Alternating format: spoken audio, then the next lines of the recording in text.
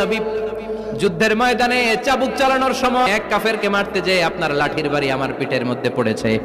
আপনি যেহেতু এই কিসাসটা আদায় করতে চান, আপনার পিঠে আমি লাঠির বাড়ি মেরে এটারে শোধবোধ করে দিতে চাই। বিশ্বনবী বললেন, আসো তুমি এসে আমার পিঠে লাঠি দিয়ে চাবুক দিয়ে বাড়ি মারো। সাহাবী বলে, ও নবী, যখন আপনি আমার চাবুকটা পিঠের মধ্যে মেরেছেন, আমার পিঠে তখন জামা ছিল না। আপনি যদি যথা নিয়মে কিসাসটা আদায় করতে চান, আপনার জামাটা খুলেন, খালি পিঠের মধ্যে বাড়িটা মারেন। সাইয়েদনা ওমর ফারুক হাতের জামা এরকম পড়তে শুরু করছে, আয় এদিকে আয়।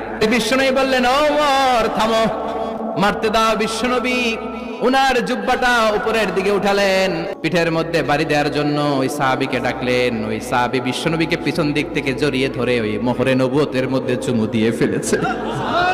সাহাবী বললেন, নবী গো, এই নাটক করার জন্য আপনি আমারে মাফ করে দিয়েন।